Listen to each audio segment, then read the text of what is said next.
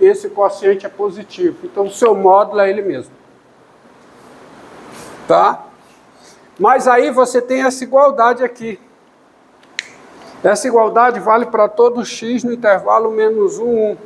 Em particular, vale para x igual a 0. Em particular, ó, continuando aqui. E não esqueça esse estudo de sinal, que ele será usado mais na frente. Em particular, o arco tangente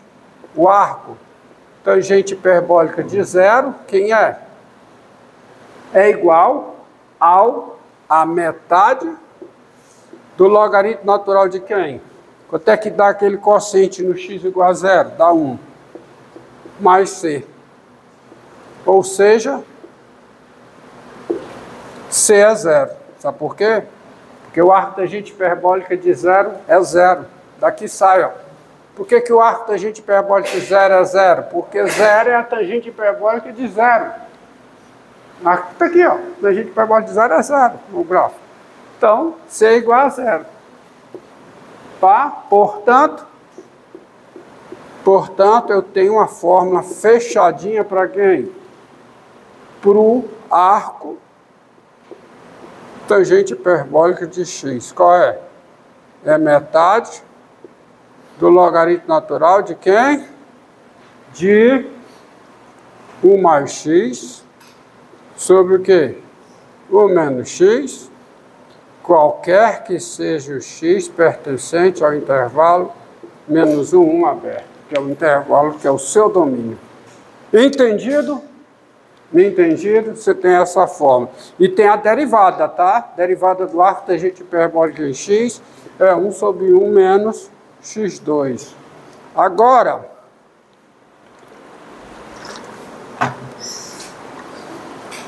qual é o gráfico do arco cotangente hiperbólico?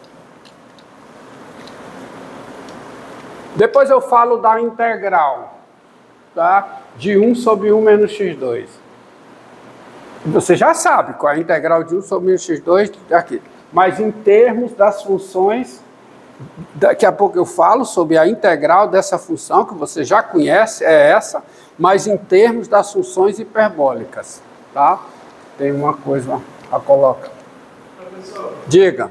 Eu não vou deixar de notar que ali a gente tem um negócio tipo A2 menos X2. É.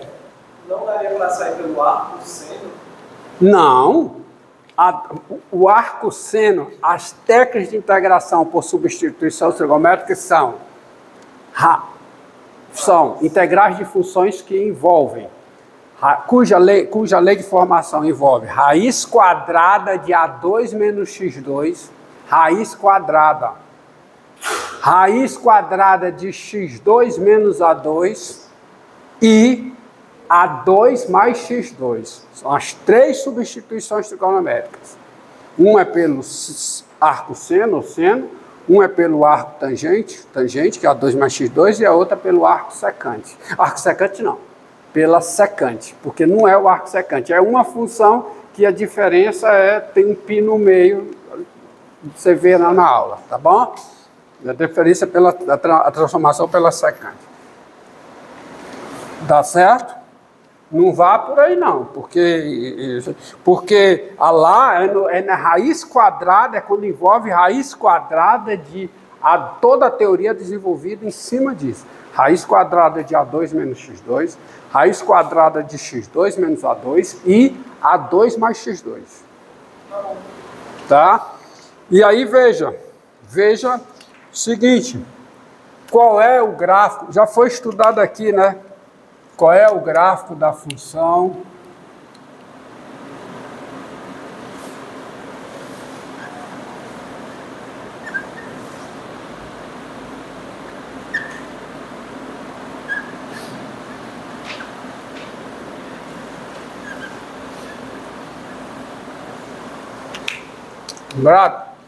o gráfico da função arco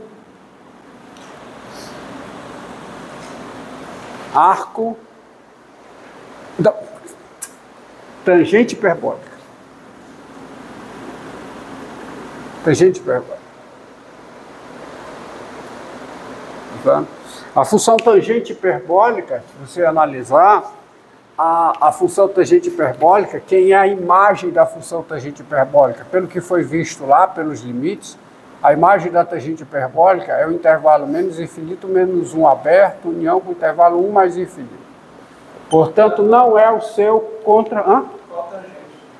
Assim, que tangente hiperbólica? Tangente hiperbólica eu já fiz, obrigado. Cotangente hiperbólica.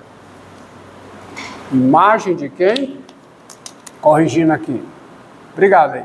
Eu disse, vocês têm que corrigir muita coisa hoje. Muita coisa eu vou escrever errado. E aí vocês corrigem. A imagem da cotangente... Ó, de novo, tá errado aqui. Cotangente o quê? Hiperbólica. Não posso esquecer o H, tá? A imagem da cotangente hiperbólica é isso aqui. A união desses dois intervalos. Por tudo que a gente falou na aula passada. A questão dos limites. Tá certo? Na fronteira do domínio da função cotangente, que é o R asterisco, tá? Então, o comportamento do zero pela direita e pela esquerda, por exemplo, o limite com x tendendo a zero pela direita da cotangente hiperbólica é mais infinito. E o limite da cotangente hiperbólica em x com x tendendo a mais infinito é 1 por valores maiores que 1. Então, já cobre esse intervalo todinho, cobre esse aqui também, então está aqui. Tangente hiperbólica. E ela é, tá? E ela é injetiva, porque aqui ela é estritamente decrescente. Ela é injetiva aqui ela é estritamente decrescente, são dois intervalos, então ela é uma função injetiva. Tá? Ela é injetiva, a cotangente hiperbólica ela é injetiva. Então você veja o seguinte, ó, a função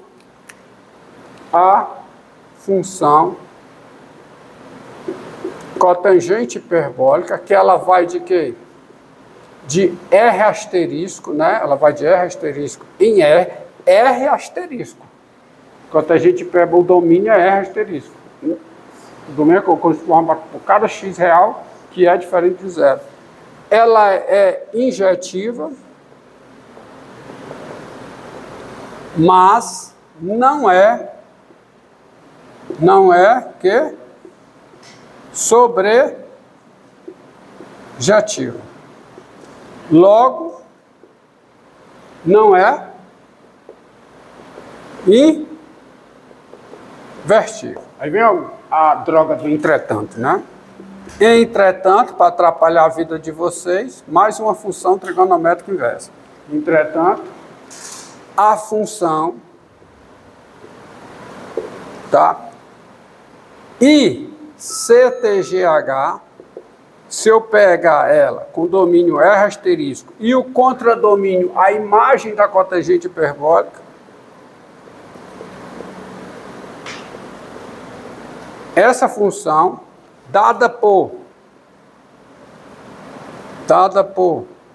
ICTGH de x igual a cotangente hiperbólica de x, qualquer que seja o x diferente de zero, isto é, qualquer que seja o x em R asterisco, ela sim é injetiva e é sobrejetiva. Logo, ela é invertível. Não tem inversa. Essa função tem inversa. Com o domínio R asterisco e o contradomínio igual a esse aqui. E façamos o seu gráfico.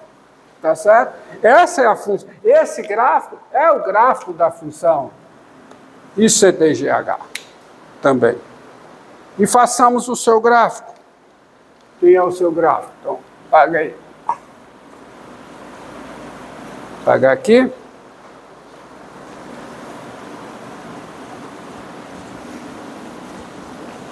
O gráfico da inversa de uma função, ele é obtido fazendo uma rotação de 180 graus do plano cartesiano em torno da bissetriz do primeiro e terceiro quadrantes. Então, pense bem, que é o reflexo, né? É o reflexo. Você tem a bissetriz do primeiro e do terceiro quadrante, gira o plano cartesiano, tá? O que é eixo das abscissas vira eixo das ordenadas, que é eixo das ordenadas vira eixo das abscissas, girando por uma rotação de 180 graus, se pegar essa lousa, né, em relação a isso aqui, virar 180 graus. Então, quem é o gráfico da... Bem, tá? Calma, ela tem inversa. Eu preciso definir quem é a inversa. Estou colocando o carro diante dos bois. Então, definição.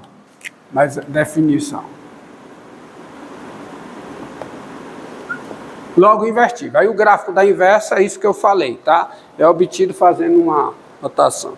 Mas vamos dar nome à inversa. A literatura dá. Eu falei, a função inversa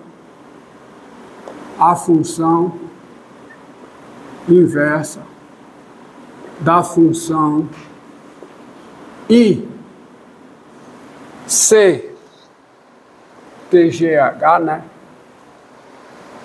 I C TGH, que é essa função aqui, tá? É denominada, ela é chamada, ela é denominada função arco cotangente, tá certo? Que a cotangente hiperbólica não tem inversa, mas quem tem essa função ICTGH é denominada função arco cotangente hiperbólica, sendo denotada por arc CTGH. Então, o seu gráfico, como é obtido o seu gráfico? O que é eixo das abscissas vira eixo das ordenadas, o que é eixo das ordenadas vira eixo das abscissas. Se eu faço a rotação de 180 graus do plano cartesiano em relação a isso aí, as retas ficam aqui, assim, concorda comigo? Em relação à rotação de 180 graus do plano cartesiano em relação às bissetrizes, em relação à bissetriz do primeiro e terceiro quadrantes. Então, como é que vai ficar o gráfico? É assim, ó.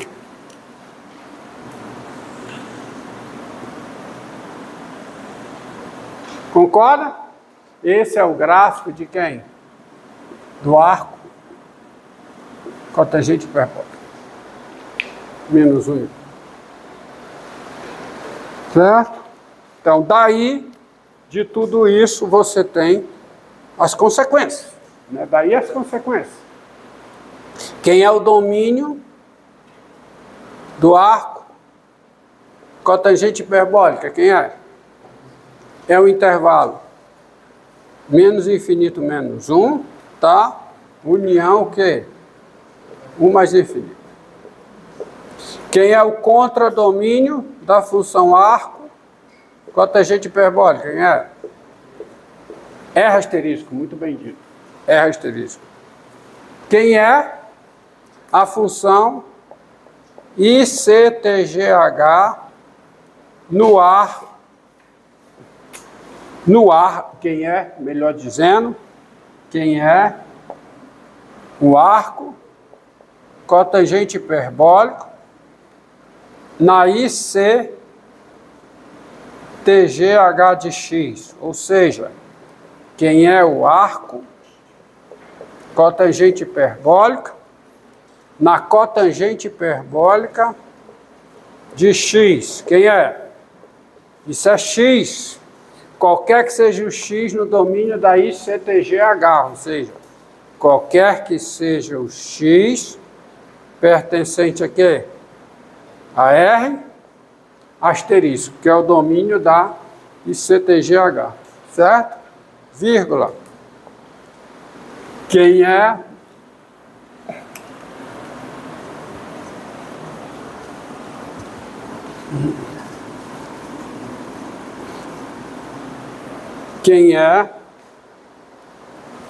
a ICTGH do arco cotangente hiperbólico de x, isto é, quem é a cotangente hiperbólica do arco cotangente hiperbólica de x, quem é? É x, qualquer que seja x no domínio do arco tangente hiperbólica, qualquer que seja x nesse conjunto. Entendido? Entendido?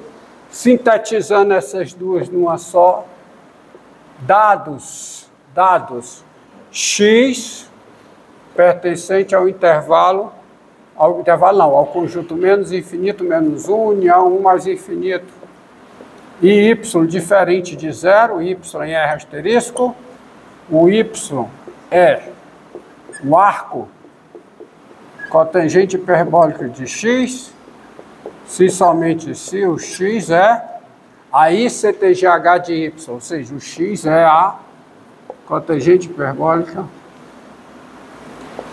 de y. Pronto? Deixa eu carregar aqui o...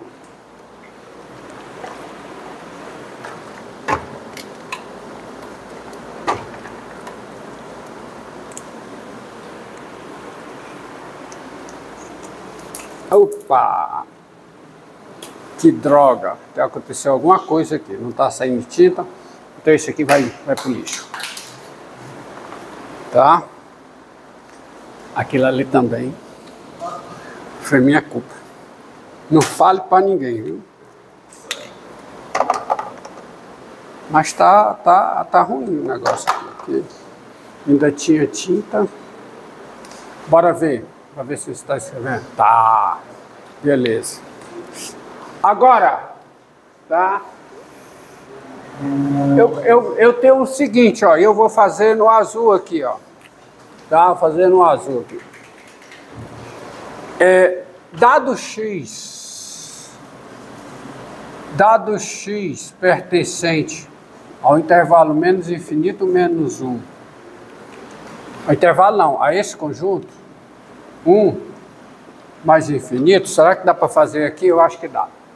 Dado x aqui, que é o domínio de quem? Do arco cotangente hiperbólico de x, tem-se seguinte, primeiro, onde é que está, o que é que você pode dizer sobre 1 sobre x?